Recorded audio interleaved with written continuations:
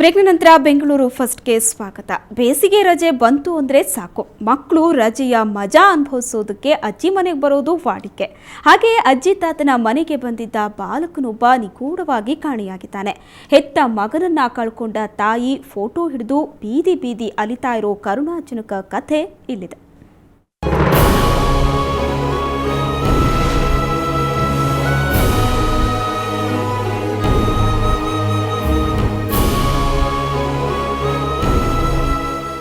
ಈ ಫೋಟೋದಲ್ಲಿ ಕಾಣೋ ಬಾಲಕನ ಹೆಸರು ಶ್ರೀನಿವಾಸ್.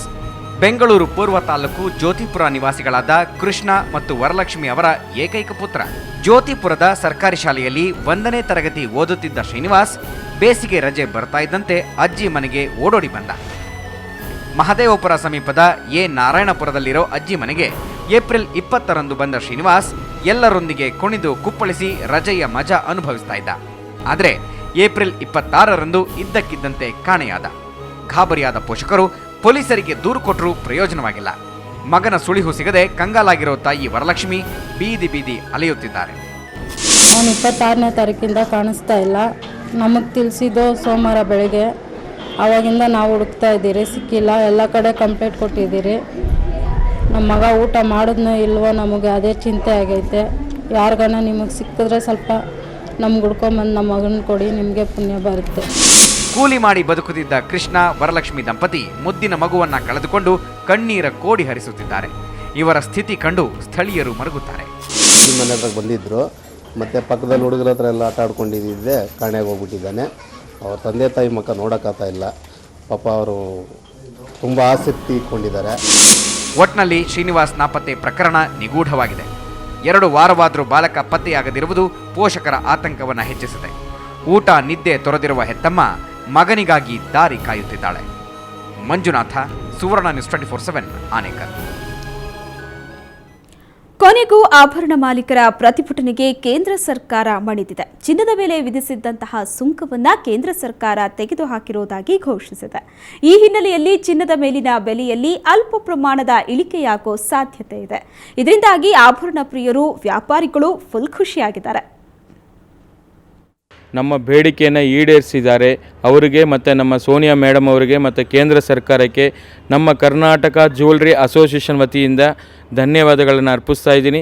2 ಲಕ್ಷ ರೂಪಾಯಿ ವ್ಯಾಪಾರ ವಹಿವಾಟನ್ನು ಮಾಡಬೇಕು ಅಂತೇಳಿ ಅದನ್ನೇನು ನಿರ್ಧಾರ ತೆಗೆದುಕೊಂಡಿದ್ರು, ಅದನ್ನು 5 ಲಕ್ಷಕ್ಕೆ ಅದನ್ನು ಚೇಂಜ್ ಮಾಡಿದ್ದಾರೆ. ಬಟ್ 2 ಲಕ್ಷ ಬುಲ್ಲಿಯನ್ ಇರ್ಬೋದು, 24 ಕ್ಯಾರೆಟ್ ಬಿಸ್ಕೆಟ್ಸ್ ಇರ್ಬೋದು, ಅದನ್ನು ಕೊಂಡ್ಕೊಳ್ಳೋರು 2 ಲಕ್ಷಕ್ಕೆ ಅದನ್ನು TCSನ ಅಪ್ಲೈ ಆಗುತ್ತೆ. 5 ಲಕ್ಷ ರೂಪಾಯಿವರೆಗೂ ತಗೊಳ್ಳೋರು ಆಭರಣಕ್ಕೆ ಆ TCS ಅಪ್ಲೈ ಆಗ್ತಾ ಇದೆ. ಕರ್ನಾಟಕದಲ್ಲಿನ ಚಿನ್ನದ ದರ ಇವತ್ತು ಎಷ್ಟಿತ್ತು ಅಂತ ಬನ್ನಿ ನೋಡೋಣ.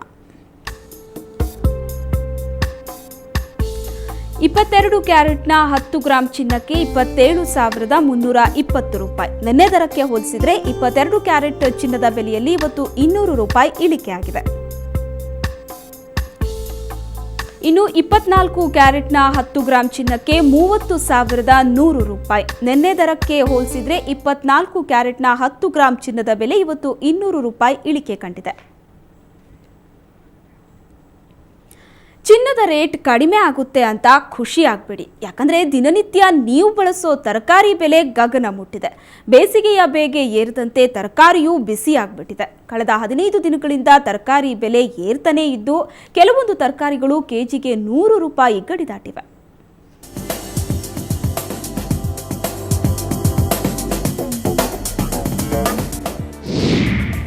ಸಸ್ಯಾಹಾರಿಗಳಿಗೆ ಶಾಕಿಂಗ್ ನ್ಯೂಸ್. 100ರ ಗಡಿ ದಾಟಿದ ತರಕಾರಿ ರೇಟ್. ತಾಜಾ ತರಕಾರಿ ನೋಡ್ತಾ ಇದ್ರೆ ಎಂಥವರಿಗೂ ಕೊಳ್ಳೋ ಮನಸ್ಸಾಗುತ್ತೆ. ಆದ್ರೆ ಬೆಲೆ ಕೇಳಿದ್ರೆ ಹೃದಯ ಧಸಕ್ಕನ್ನುತ್ತೆ. ಯಾಕಂದ್ರೆ ಬೇಸಿಗೆಯ ಬೇಗೆ ಏರಿದಂತೆ ತರಕಾರಿಯೂ ಬಿಸಿ ಆಗಿಬಿಟ್ಟಿದೆ. ಕಳೆದ 15 ದಿನಗಳಿಂದ ತರಕಾರಿ ಬೆಲೆ ಗಗನಕ್ಕೇರಿದ್ದು ಕೆಲವೊಂದು ತರಕಾರಿಗಳು ಕೆಜಿಗೆ 100 ರೂಪಾಯಿ ಗಡಿ ದಾಟಿವೆ. 1 ಕೆಜಿ ಬೀನ್ಸ್ ಬೆಲೆ ಮಾರುಕಟ್ಟೆಯಲ್ಲಿ 80ರಿಂದ 100 ರೂಪಾಯಿ ಇದ್ರೆ ಹಾಪ್ಕಾಮ್ಸ್ನಲ್ಲಿ 72 ರೂಪಾಯಿ ಇದೆ. ಕ್ಯಾಪ್ಸಿಕಂ ಬೆಲೆ ಮಾರುಕಟ್ಟೆಯಲ್ಲಿ 70 ರೂಪಾಯಿ ಇದ್ರೆ ಹಾಪ್ಕಾಮ್ಸ್ನಲ್ಲಿ 68 ರೂಪಾಯಿನಷ್ಟಿದೆ. ಇನ್ನು ಬಟಾಣಿ ಬೆಲೆ ಮಾರುಕಟ್ಟೆಯಲ್ಲಿ 120 ರೂಪಾಯಿ ಇದ್ರೆ ಹಾಪ್ಕಾಮ್ಸ್ನಲ್ಲಿ 140 ರೂಪಾಯಿನಷ್ಟಿದೆ. ಬೆಳ್ಳುಳ್ಳಿ ಬೆಲೆ ಕೂಡ ಗಗನಕ್ಕೇರಿದ್ದು ಮಾರುಕಟ್ಟೆಯಲ್ಲಿ 80 ರೂಪಾಯಿ ಆದ್ರೆ ಹಾಪ್ಕಾಮ್ಸ್ನಲ್ಲಿ 38 ರೂಪಾಯಿಗೆ ತಲುಪಿದೆ.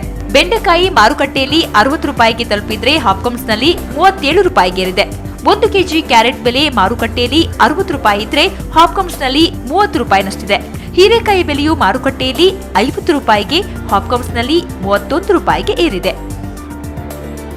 ಸಕಾಲಕ್ಕೆ ಬಾರದ ಮಳೆ, ವಿದ್ಯುತ್ ಅಭಾವ ಮತ್ತು ಮದುವೆ ಸೀಸನ್, ಮಧ್ಯವರ್ತಿಗಳ ಹಾವಳಿ ಹೀಗೆ ಸಾಲು ಸಾಲು ನೆಪಗಳನ್ನ ಹೇಳ್ತಾ ಬೇಸಿಗೆಯಲ್ಲಿ ಇದು ಅನಿವಾರ್ಯ ಅಂತಿದ್ದಾರೆ ವ್ಯಾಪಾರಿಗಳು.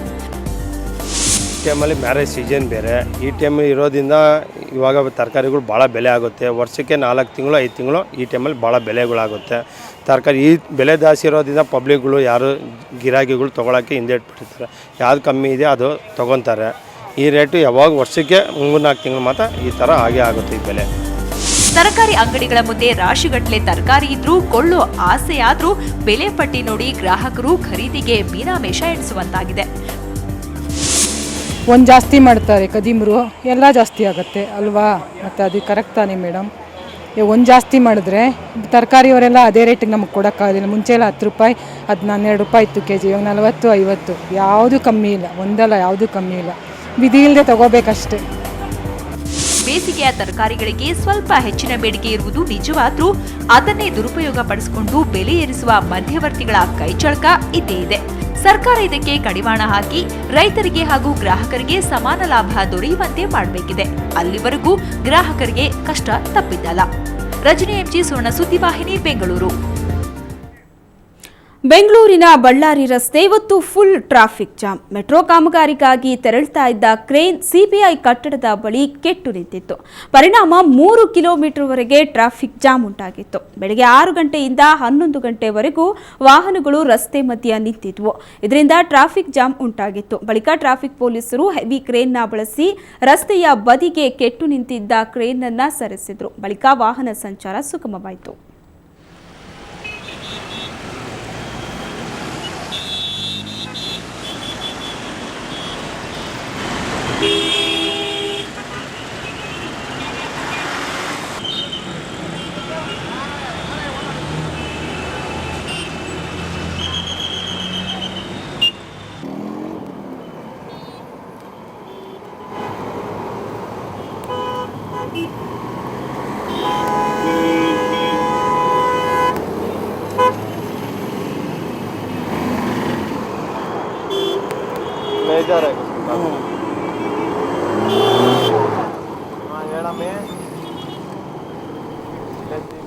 ಪ್ರಖ್ಯಾತ ಆಧ್ಯಾತ್ಮ ಗುರು ಕೃಷ್ಣಾನಂದ ಅವರು ಬೆಂಗಳೂರಿಗೆ ಆಗಮಿಸಿದ್ರು. ಜನರಿಗೆ ತಮ್ಮ ಬೆಳಕು ವಾಹಕ ಧ್ಯಾನದ ಅನುಭವ ಮಾಡಿಸಿದ್ರು. ಮಲ್ಲೇಶ್ವರಂನ ಚೌಡಯ್ಯ ಮೆಮೋರಿ ಹಾಲ್ನಲ್ಲಿ ಆಯೋಜಿಸಿದ್ದ ಕಾರ್ಯಕ್ರಮದಲ್ಲಿ ಭಾಗವಹಿಸಿದ್ದ ಸಾವಿರಾರು ಜನ ಈ ವಿಶಿಷ್ಟ ಧ್ಯಾನದ ಅನುಭವ ಪಡ್ಕೊಂಡ್ರು. ಧ್ಯಾನಾಸಕ್ತರು ಚಿಕ್ಕ ಬೆಳಕಿನ ಕಿರಣವನ್ನ ಮನಸ್ಸಿಗೆ ತಂದುಕೊಂಡು ಬಳಿಕ ಆ ಬೆಳಕನ್ನ ಇಡೀ ಪ್ರದೇಶದಲ್ಲಿರುವಂತೆ ಭಾವಿಸಿ ಪುಳಕಿತರಾದರು.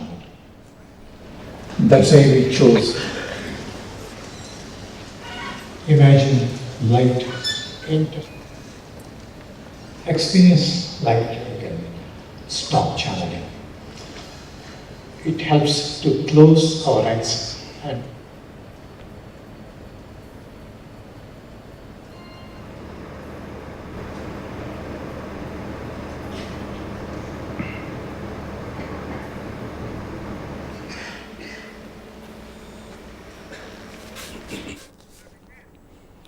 ಯಾವತ್ತೂ ಹೂವು ಆಭರಣಗಳಿಂದ ಅಲಂಕೃತನಾಗಿರ್ತಾ ಇದ್ದ ದೊಡ್ಡ ಗಣಪ ಇವತ್ತು ಭಕ್ತರಿಗೆ ಹಣ್ಣಿನ ಅಲಂಕಾರದಲ್ಲಿ ದರ್ಶನ ನೀಡಿದ್ದ. ಬೆಂಗಳೂರಿನ ಬಸವನಗುಡಿಯ ದೊಡ್ಡ ಗಣಪನಿಗೆ ಭಕ್ತರೊಬ್ಬರು ಹರಕೆಯ ರೂಪದಲ್ಲಿ ಈ ಅಲಂಕಾರ ಮಾಡಿಸಿದ್ರು. 40 ಬಗೆಯ ಹಣ್ಣುಗಳ ಮಧ್ಯೆ ಕಣ್ಣಿಗೆ ಆಸ್ಟ್ರೇಲಿಯಾದ ಡ್ರಾನಕ್ ಹಣ್ಣು ಅಲಂಕರಿಸಲಾಗಿತ್ತು. ಈ ಎಲ್ಲಾ ಹಣ್ಣುಗಳನ್ನು ನಾಳೆ ಭಕ್ತಾದಿಗಳಿಗೆ ಪ್ರಸಾದ ರೂಪವಾಗಿ ಕೊಡಲಾಗುತ್ತೆ.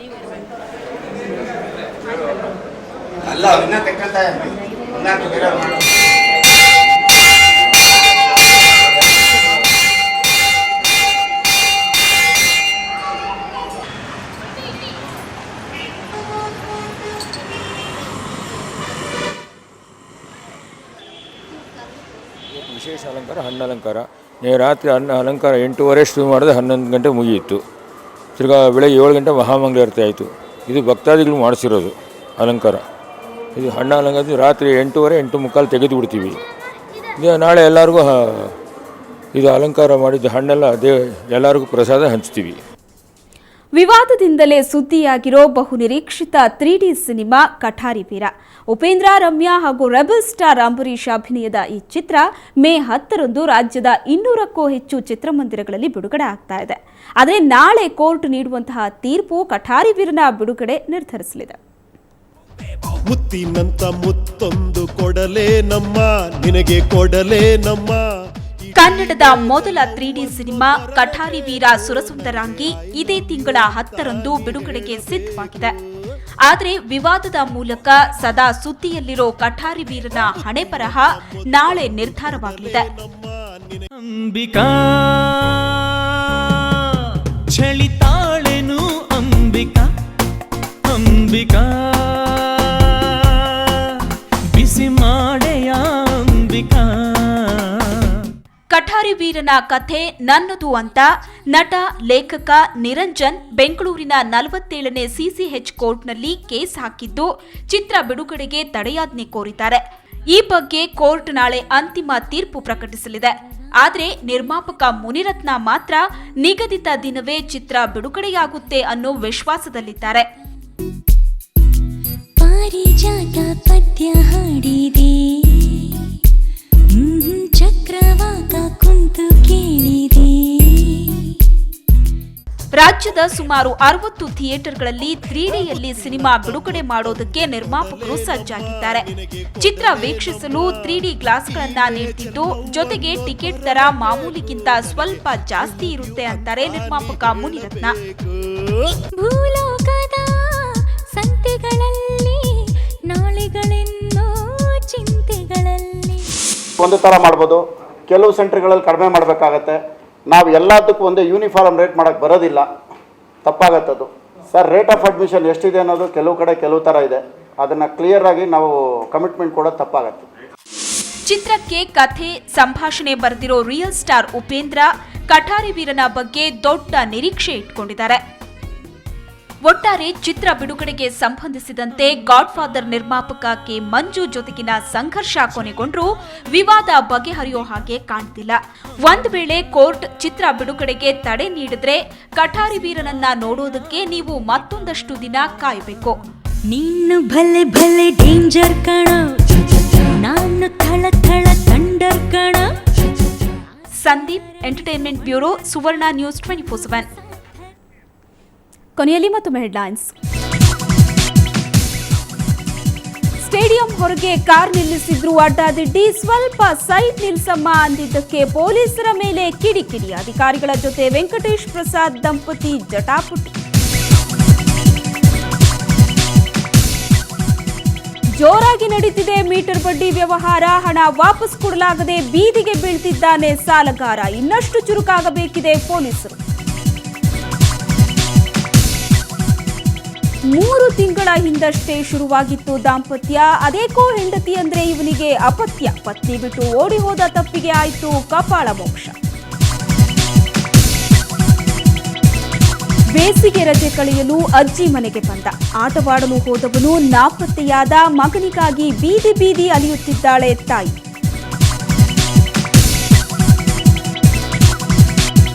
ಜೋರಾಗಿದೆ ಮಧ್ಯವರ್ತಿಗಳ ಹಾವಳಿ, ತರಕಾರಿ ಬೆಲೆ ಕೆಜಿಗೆ 100 ರೂಪಾಯಿ. ಗ್ರಾಹಕರು ಬಿಡುತ್ತಿದ್ದಾರೆ ಬಾಯಿ ಬಾಯಿ.